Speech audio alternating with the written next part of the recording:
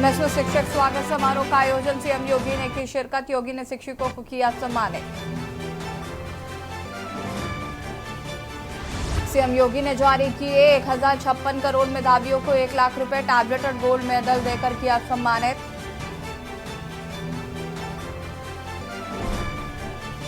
Paper leak मामले में सनसनीखेज खुलासा, माफिया विधायक बेदीराम पर एक और खुलासा। बेदीराम जौनपुर जिले में जलालपुर थाने का है शीटर। एनटीए की 3 परीक्षाओं की नई तारीखों का ऐलान, सभी एग्जाम ऑनलाइन मोड में 10 जुलाई से 4 सितंबर के बीच होंगे। अयोध्या रामपथ पीडब्ल्यूडी के बाद जल निगम के 3 इंजीनियर सस्पेंड, अब तक 6 अफसरों पर एक्शन। 844 करोड़ से बना, पहली बारिश में हुए बड़े बड़े गड्ढे। पूरी यूपी में आज बारिश का अलर्ट, लखनऊ में रात भर बारिश, 19 जिलों में भारी बारिश का अनुमान। नोएडा में 78 मिलीमीटर बरसात, दीवार गिरने से 3 लोगों की मौत। की न्यूज़, खबरों का सारथी। नमस्कार, खबर उत्तर प्रदेश में आप सभी का स्वागत है। बाहू आपके साथ यश शुक्ला। खबरों का रुख करेंगे, लेकिन उससे पहले आपको देहरादून ले चलता है, जहां पर उत्तराखंड के मुख्यमंत्री पुष्कर सिंह धामी क्या कुछ कह रहे सुन लेते हैं। युवा हमेशा से हमारी प्राथमिकता में रहे, इसलिए आज का यह अवसर भी आप सबके लिए, आप सबके साथ साथ मेरे लिए भी आज ये विशेष है कि मैं इस बहुत ही शानदार कार्यक्रम में आप सबके साथ सहभागी बन रहा हूं। भाइयों बहनों, देवभूमि उत्तराखंड में प्रतिभाओं की जो प्रतिभाएं हैं, उनकी कभी कमी नहीं रही है। हर क्षेत्र में एक से एक प्रतिभावान लोग रहे हैं, जिन्होंने देश दुनिया में देवभूमि उत्तराखंड के नाम को बढ़ाया है, मान सम्मान को बढ़ाया है। और जरूरत है तो सिर्फ और सिर्फ उन्हें उचित अवसर मिले, सही उनको दिशा मिले, रोजगार के अवसर तैयार करना राष्ट्र की जो निर्माण की प्रक्रिया है, उसका एक महत्वपूर्ण हिस्सा है, महत्वपूर्ण अंग है। और ये विकसित भारत का जो लक्ष्य माननीय प्रधानमंत्री जी ने हमारे देशवासियों के सामने रखा है कि 2047 तक भारत दुनिया का विकसित भारत बनेगा, उस लक्ष्य को हासिल करने की दिशा में भी रोजगार का निर्माण, रोजगार का सृजन एक महत्वपूर्ण कदम है। इसलिए हमारा प्रयास है कि प्रदेश के अंदर युवाओं के लिए रोजगार के अधिक से अधिक अवसर उपलब्ध कराए जाए, जिससे उनका सशक्तिकरण हो, वो आत्मनिर्भर बने, अपने पैरों पर खड़े हों। हाँ, ये जरूर है, मैं आप सबके बीच में यह भी कहना चाहता हूं कि जो सरकारी रोजगार है, सरकारी जो नियुक्तियां हैं, वो बहुत सीमित हैं। इसके अतिरिक्त हम इसके अलावा भी बहुत सारे सेक्टरों में आज रोजगार के अवसर बढ़ाने के लिए काम कर रहे हैं। हम न केवल रोजगार युवाओं को प्रदान कर रहे हैं, बल्कि परीक्षाओं का, अभी जैसा बताया आदरणीय प्रेमचंद जी ने, कि परीक्षाओं को सकुशल संपन्न करने के लिए एक पारदर्शी प्रणाली भी कायम कर रहे हैं। हम न केवल प्रक्रियाओं को सुव्यवस्थित करने का प्रयास कर रहे हैं, बल्कि रोजगार की अधिसूचना से लेकर रोजगार पत्र मिलने तक के जो एक लंबा अंतराल उसमें लग जाता है, उस अंतराल को कम करने का प्रयास भी कर रहे हैं। भाइयों बहनों, अभी मैंने जब से राज्य के मुख्य सेवक के रूप में ये जिम्मेदारी ग्रहण की, तब से मैं इसी प्रयास में लगा हूं कि प्रदेश के युवाओं को रोजगार के अधिक से अधिक अवसर उपलब्ध कराए जा सके। और मैंने पहले दिन से संकल्प लिया था कि अपने सभी सहयोगियों के साथ कि प्रदेश के युवाओं को हर हाल में। और बढ़ेंगे खबरों की ओर। मुख्यमंत्री योगी आदित्यनाथ ने लखनऊ के लोक भवन में आयोजित मेधावी सम्मान समारोह कार्यक्रम में 88 लाख बच्चों के लिए 1056 करोड़ की राशि जारी की और ये धनराशि डीबीटी के माध्यम से सीधे अभिभावकों के खाते में भेजी गई। इसकी योजना के तहत हर बच्चे को 1200 रुपए दिए गए हैं। इस मौके पर सीएम ने मेधावियों को 1 लाख रुपए टैबलेट और गोल्ड मेडल देकर सम्मानित किया। उन्होंने कक्षा 1-2 के बच्चों को किताबें दी हैं। पहली बार प्रदेश में कक्षा 1 और 2 में एनसीईआरटी आधारित पाठ्यक्रम पर किताबों का वितरण किया गया। इस अवसर पर मैं उत्तर प्रदेश के इन सभी मेधावी छात्र छात्राओं का, जिन्होंने अपने परिश्रम से आज अपनी प्रतिभा का बेहतर प्रदर्शन किया है, हृदय से इन सब का मैं अभिनंदन करते हुए उन्हें और उनके अभिभावकों को हृदय से बधाई देता हूं और अपनी मंगल में शुभकामनाएं भी इन सबके प्रति व्यक्त करता हूं। आज हम लोग इन सभी मेधावी छात्र छात्राओं के साथ साथ इनको गढ़ने वाले, इनको बनाने वाले, इनको गाइड करने वाले इनके शिक्षकों का भी सम्मान कर रहे हैं, उनके प्रधानाचार्यों को भी सम्मान कर रहे हैं। और सचमुच एक गुरु के लिए इससे बड़ी सफलता और इससे बड़ी प्रसन्नता का विषय और क्या हो सकता है कि उन्होंने जिसे गाइड किया उसने मेरिट के माध्यम से देश में, प्रदेश में, जनपद में अपना उच्च स्थान प्राप्त करके न केवल उन्हें बल्कि उनकी संस्था को, उनके जनपद को और उनके प्रदेश को गौरवान्वित किया है। इसलिए मैं उन सब का भी हृदय से अभिनंदन करता हूं, उन सब के प्रति भी अपनी शुभकामनाएं देता हूं। कहीं भी जाना हो, याद रखना, परिश्रम का कोई विकल्प नहीं हो सकता है, कोई विकल्प नहीं हो सकता है। जीवन में शॉर्टकट का रास्ता अपनाने वाला व्यक्ति कभी भी अपनी मंजिल को प्राप्त नहीं कर सकता है। तात्कालिक रूप से भले उसको सफलता मिल जाए, लंबे समय तक नहीं प्राप्त कर सकता। इसलिए परिश्रम, जीवन में जितना कठिन परिश्रम कर सकते हैं, आज उसका परिणाम आपके सामने आएगा। और जिन छात्रों ने कठिन परिश्रम किया, मेरिट में उनका नाम आया, चाहे देश में, प्रदेश में या फिर जनपद में, ये आपको एक नई मंजिल की ओर पहुंचाने के लिए प्रेरित करती है। सफलता हमें आगे बढ़ने के लिए प्रेरित करती है, लगातार आगे बढ़ने के लिए प्रेरित करती है। सफलता हमें ये नहीं बताती है कि हमने मंजिल पा ली है, सफलता ये बताती है कि हमारी दिशा सही है। सिटी मॉन्टेसरी स्कूल द्वारा आयोजित शिक्षक स्वागत समारोह में मुख्यमंत्री योगी आदित्यनाथ मुख्य अतिथि के रूप में शामिल हुए। सीएमएस गोमती नगर द्वितीय कैंपस ऑडिटोरियम में कार्यक्रम हुआ। समारोह में रंगारंग शिक्षात्मक सांस्कृतिक कार्यक्रमों के बीच शिक्षकों एवं विद्यालय में के पूर्व और वर्तमान मेधावी छात्रों का सम्मान किया गया। इस कार्यक्रम में आईएएस, पीसीएस व अन्य प्रतियोगी परीक्षाओं में चयनित सीएमएस छात्रों, विदेशों के सर्वश्रेष्ठ विद्यालयों में स्कॉलरशिप के साथ उच्च शिक्षा के लिए चयनित छात्रों, जेईई नीट किशोर वैज्ञानिक प्रोत्साहन योजना, कैच, एनडीए आदि अखिल भारतीय स्तर पर आयोजित विभिन्न प्रतियोगी परीक्षाओं में सफलता का परचम लहराने वाले मेधावी छात्रों का खास तौर पर सम्मानित किया गया है।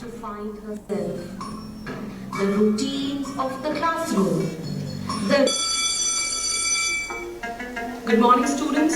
Please sit down. Now open your notebooks and start writing from the board. To a world where lessons unfolded in bursts of vibrant colors, felt invisible.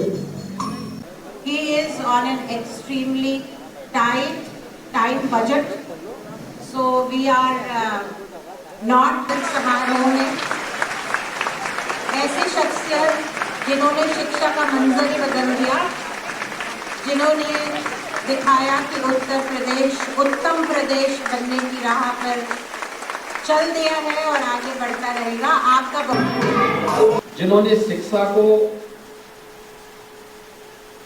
अपने जीवन का लक्ष्य बना करके स्वयं अभाव में रह करके, लेकिन हजारों और लाखों लोगों के जीवन में प्रकाश लाने के लिए, उनके जीवन को उज्जवल बनाने के लिए अपना पूरा जीवन समर्पित किया और डॉक्टर जगदीश गांधी जी के साथ मिलकर के सीएमएस संस्था की स्थापना की। मैं इस फिल्म में भी जब देखता हूं, आज डॉक्टर जगदीश गांधी जी हमारे बीच में नहीं है, लेकिन उस सब के बावजूद डॉक्टर भारती गांधी जी ने जिस जुझारूपन से लगातार सीएमएस को एक संबल देकर के आज एक नई ऊंचाइयों तक पहुंचाया है, आज कहा जा सकता है कि प्रदेश की प्रतिष्ठित शैक्षणिक संस्था में सीएमएस का अपना एक अलग स्थान है, अलग पहचान है। सीएमएस की संस्थाओं में जब मैं आता हूं तो मुझे डॉक्टर जगदीश गांधी जी का स्मरण होता है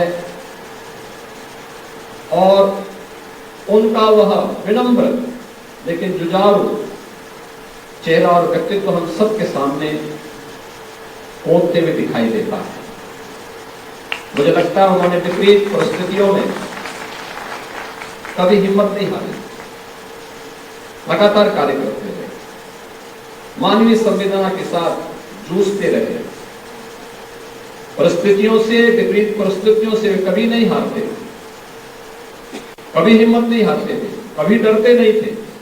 वे केवल डरते थे, केवल डॉक्टर भारती गांधी जी से डरते थे, बाकी किसी से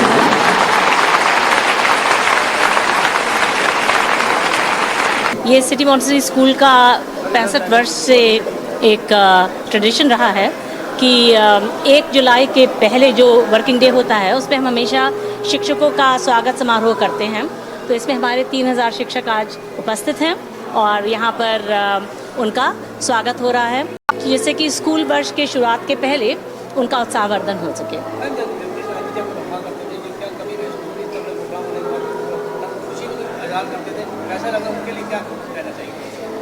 आज हमारे मुख्यमंत्री जी ने बहुत सुंदरता से हमारे मेरे पूज्य पिताजी और हमारे सिटी मॉन्टेसरी स्कूल के संस्थापक प्रबंधक को श्रद्धांजलि अर्पित की और उन्होंने याद किया कि 65 वर्ष से कितने संघर्षों से डॉक्टर जगदीश गांधी जी ने इस स्कूल को बनाया और आज ये 63,000 बच्चों को 63,000 बच्चों को जो है सेवा कर रहा है। तो उन्होंने ये भी बताया कि शिक्षा किस तरीके की होनी चाहिए कि बच्चों को दिलचस्पी से सिखाएं, बच्चों को जोर ना डालें। इस तरीके की बहुत अच्छी सीखें दी और बहुत उत्साहवर्धन का यहाँ पर उत्साह का जो है वो वातावरण था। कानपुर से खबर आपको बता देते हैं, जहां पर दबंगों ने छात्र को अगवा कर पिटाई की। युवक को बेरहमी से पीटकर किया बुरी तरह से जख्मी। युवक पर छेड़खानी का आरोप लगाकर पीटा। सिंहपुर चौराहे से अगवा कर प्लांट में ले जाकर पीटा। पुलिस ने युवक को दबंगों के चंगुल से छुड़ाया। बिठूर थाना क्षेत्र का यह पूरा मामला बताया जा रहा है।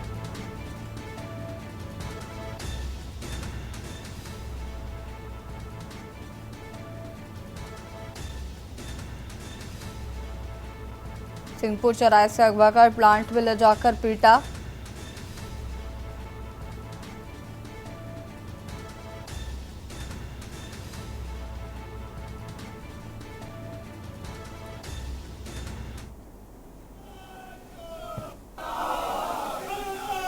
पुलिस ने युवक को दबंगों के चंगुल से छुड़ाया। बिठूर थाना क्षेत्र का पूरा मामला बताया जा रहा है।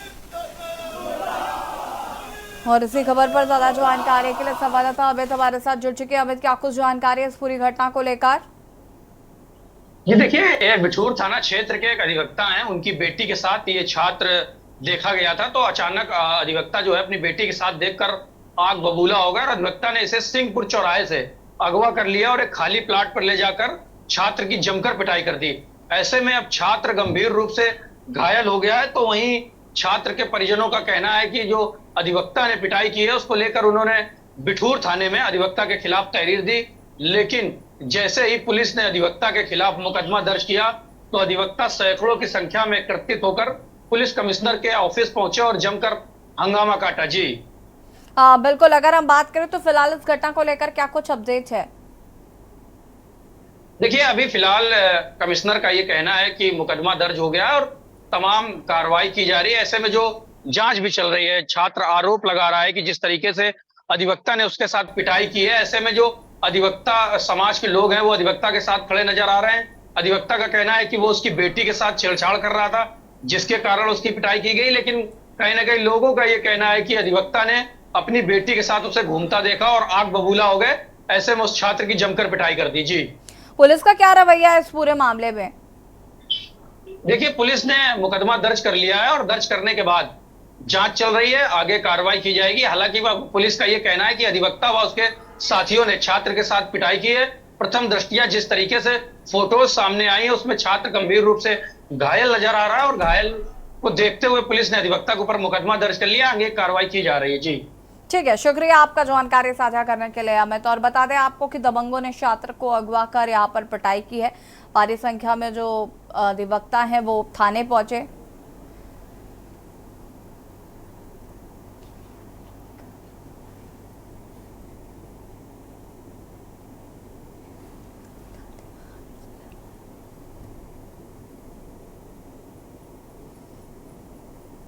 दबंगों ने छात्र को अगवा कर की पिटाई, युवक को बेरहमी से पीटकर बुरी तरह से जख्मी किया है।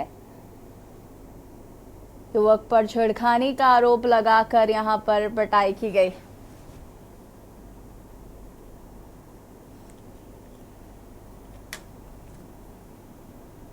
और लखनऊ से खबर आपको बता रहे, जहां पर 14 जुलाई को बीजेपी कार्य समिति की बैठक, लोकसभा चुनाव के बाद कार्य समिति की होगी बैठक में राष्ट्रीय अध्यक्ष जेपी नड्डा होंगे शामिल। लोकसभा चुनाव के बाद कार्य समिति की बैठक, 10 विधानसभा सीटों पर उपचुनाव पर होगी चर्चा। यूपी कोटे से बने मंत्रियों का अभिनंदन भी होगा।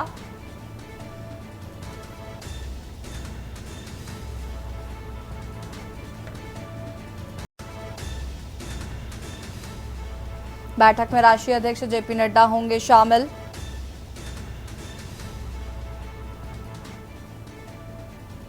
लोकसभा चुनाव के बाद कार्य समिति की बैठक।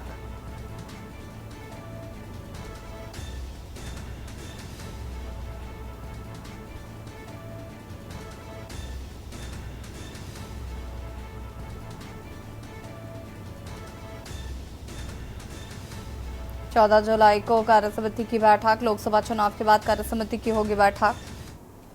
हमीरपुर से खबर, जहां पर उधार का सामान न देना दुकानदार को पड़ा भारी। दुकानदार को युवक ने लोहे की रॉड से पीटा। दुकानदार को युवक ने पीट कर किया लहूलुहान। दुकानदार को गंभीर हालत में कराया गया भर्ती। पीड़ित की शिकायत पर पुलिस जांच पर जुटी। सिबिरपुर थाना क्षेत्र के बदनपुर गांव का यह पूरा मामला बताया जा रहा है।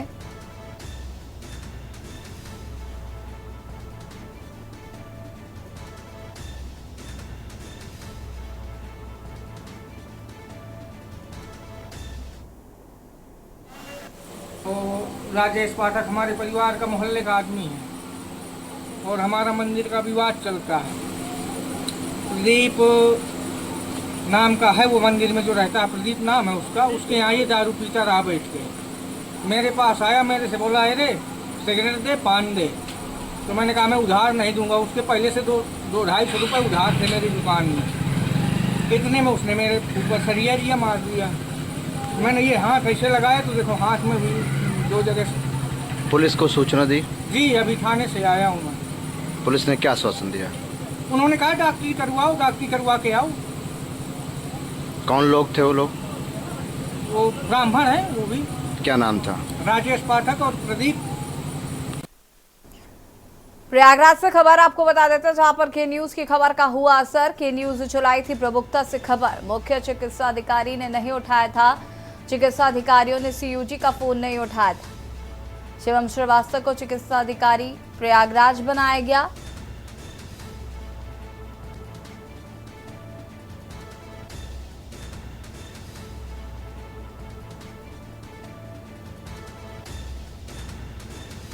के न्यूज ने चलाई थी प्रमुखता से खबर।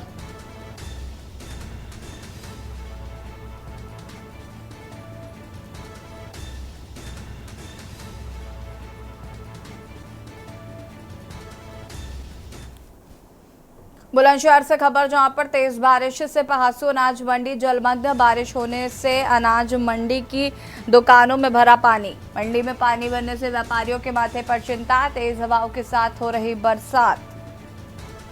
किसानों की फसल में हो सकता है भारी नुकसान। नगर पंचायत में नहीं हुई नालों की सफाई। बुलंदशहर के कस्बा पहासू अनाज मंडी का ये पूरा मामला बताया जा रहा है।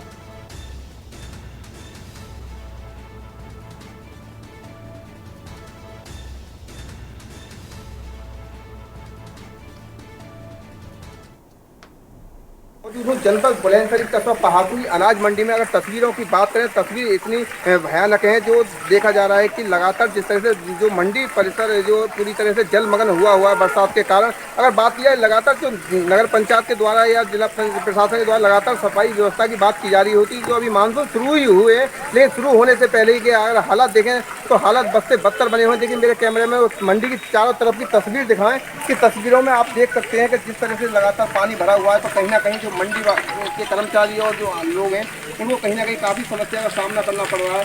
और जिस तरह से देखिए तस्वीरों में आप देख सकते हैं जिस तरह से जो जल भराव हो रहा है वो कहीं ना कहीं एक चिंता का विषय है। आखिरकार मंडी के जो व्यापारी हैं और जो लगातार यहाँ जो कर्मचारी मजदूर हैं, देखिए मेरे साथ एक मजदूर भी मजदूरी करने वाला व्यक्ति मौजूद है, हम उनसे बात करते हैं। क्या नाम है?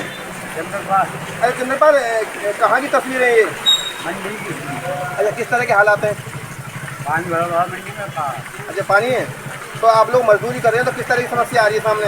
ये समस्या का समस्या कितनी परेशानी आ रही है इससे? बहुत परेशानी आ रही है। अनाज मंडी में खड़ा हूँ तो अनाज किसानों के लिए बहुत दिक्कत हो रही है आने जाने में, और काफ़ी समस्या हो रही है। और धान की अगर बात करें या मक्की की बात करें तो मक्के में ज़्यादा मक्के की वजह से दिख नहीं पा रही है, तो यही सारी समस्या है। अच्छा, देखा जा रहा है जो मुख्यमंत्री लगातार आदेश कर रहे थे कि बरसात शुरू होने से पहले ही तमाम व्यवस्था पूरी कर ली जाए, लेकिन अगर देखा जा रहा है नगर पंचायत के द्वारा यहाँ क्या नालों की व्यवस्था सफाई नहीं की गई? ऐसा कुछ नहीं है। यहाँ पे जल भराव की समस्या ज़्यादा है पास के अंदर, और यहाँ पे कोई सफाई नहीं है।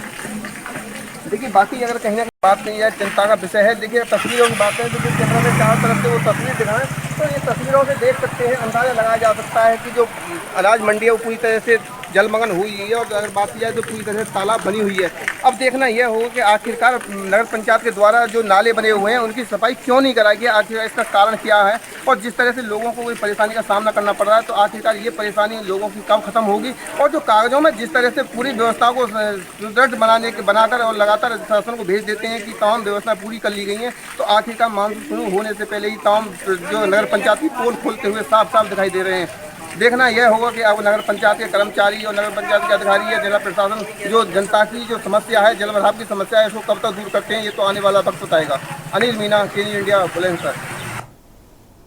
गोंडा से खबर आपको बता देते हैं, जहां पर बारिश ने खोली जिला प्रशासन के दावों की पोल। जिला अस्पताल पटेल नगर में भारी जल भराव, सरकारी दफ्तरों कॉलोनियों में भरे जल भराव।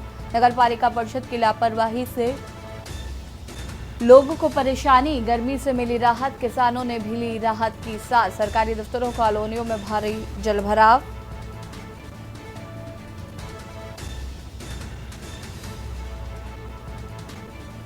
जिला अस्पताल पटेल नगर में भारी जल भराव देखने को मिला।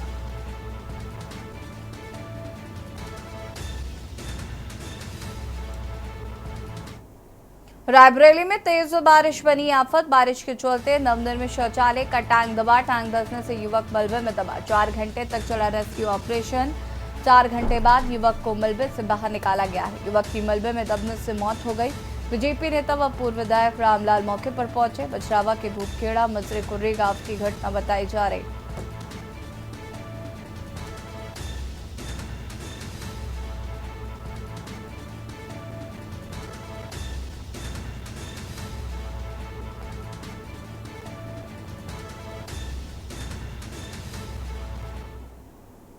और खबर उत्तर प्रदेश में फिलहाल इतना ही। देखते रहिए खेल न्यूज इंडिया। नमस्कार।